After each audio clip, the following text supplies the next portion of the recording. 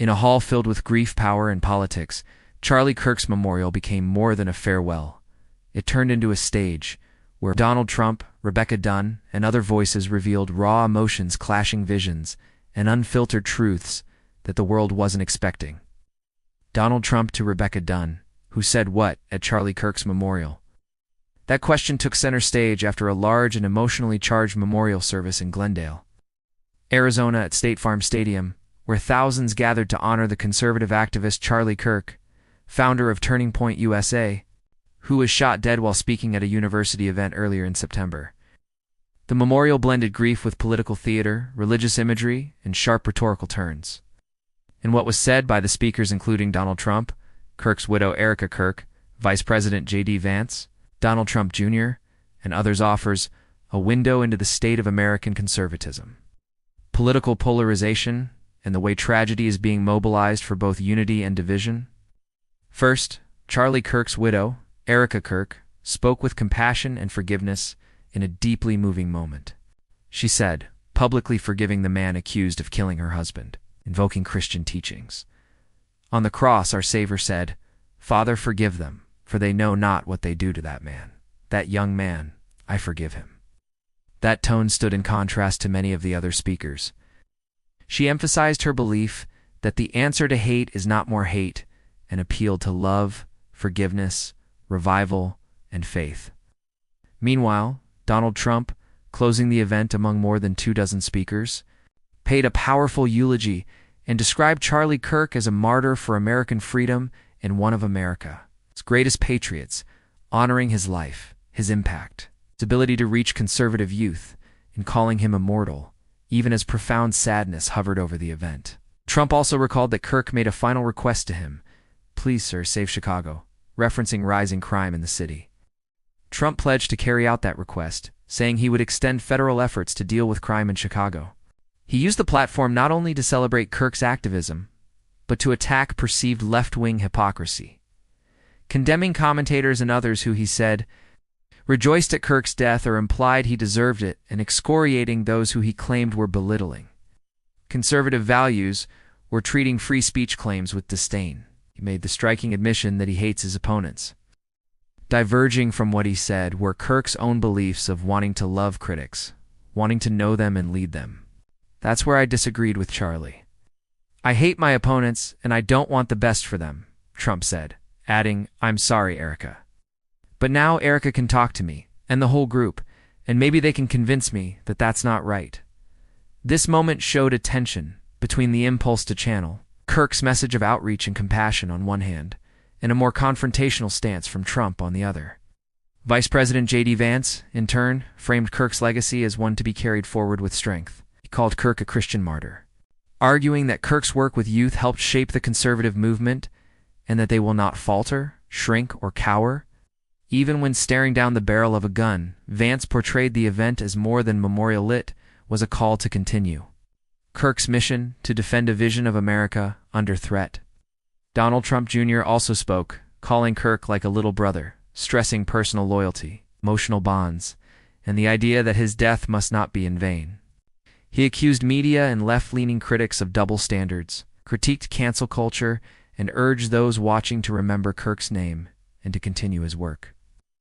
Other speakers invoked religious symbolism, comparing Kirk's life and death to that of martyrs, or drawing parallels with historical American figures. Some compared him to Jesus, Moses, or civil rights leader Martin Luther King Jr., as the Al Jazeera explicable notes, and others, two founding figures, like George Washington, or other symbolic icons of American history. These comparisons serve to situate Kirk not only as a conservative influencer, but as someone whose death becomes symbolic a rallying point for conservative identity, faith, patriotism, and struggle. But there were criticisms, too. Some perceived the event as political spectacle, using tragedy for mobilization. Some pointed out that while Kirk was portrayed in glowing moral terms, his record included controversial statements about immigration, feminism, Islam, climate change, and racial issues, positions that polarize. The contrast between Erica Kirk's message of love, forgiveness, and faith, and some of the harsher political rhetoric, especially from Trump, exposed fractures within the messaging. Between grace versus grievance, forgiveness versus fury, memorial versus mobilization, security was tight. The event was declared an occasion of highest national significance by Homeland Security. The crowd was huge. Tens of thousands filled the stadium and overflow grounds. Major Republican figures were there. J.D. Vance, Stephen Miller, Donald Jr., others. The tone of the speeches, the symbolism, the religious references, and the strong patriotism all combined to turn the memorial into a moment that felt part mourning, part political rally. Rebecca Dunn, donor and speaker along with others, honored Kirk's legacy, recalling his activism, his speeches, his engagement with youth. While Dunn and others offered tribute, they also helped set a narrative of Christian values, conservative activism, free speech, and American identity. The mix of forgiveness from Erica Kirk and denouncements from political leaders of perceived enemies media left-wing, commentators those accused of cheering for his death, showed that the event was as much about remembering Charlie Kirk as about defining what the conservative movement sees itself against. The phrase, "Who said what?" therefore reveals more than tribute. It reveals a blueprint of conservative identity in 2025, one shaped by religious faith, martyrdom, grievance, patriotism, confrontation of ideological opposition, and calls for unity within their ranks. For many in the audience and for conservative movement watchers, the service signaled where the movement is headed. More blending of religious symbolism and political mobilization. A push to turn grief into action. A refusal to back down in ideological battles. A readiness to treat opponents not just as political rivals, but as moral adversaries. The implications are significant. Such rhetoric may deepen polarization, energize base voters who feel attacked, amplify narratives of persecution, and shape policy debates in crime, speech, media regulation, social norms. There are dangers too. When political grief becomes fuel for division, it risks normalizing strong language like hate your opponent. It risks mischaracterizing ideological opponents as enemies. And it may further coarsen political discourse in a time when many say America is already near its breaking point of hyper-partisan anger.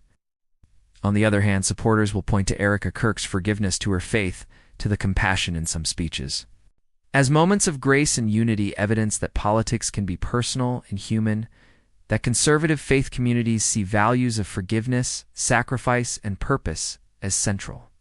For Trump, the event helped reinforce his image as a leader who both mourns and fights, who acknowledges loyalty and sacrifice, and who draws electoral strength from emotional symbols. It gave him a powerful platform to reinforce his claims about free speech, cancel culture, media bias, and law and order.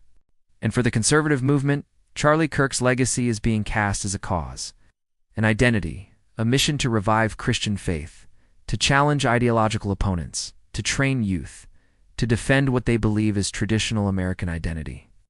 What was said at Charlie Kirk's memorial matters, not just because of who Charlie Kirk was, but because the speeches reshape how political tragedy is interpreted and used. The speeches at the memorial are a prism through which we can see both the direction of conservative politics and the fault lines in America today between compassion and confrontation, forgiveness and fury, memory and mobilization, unity under grief and division under ideology.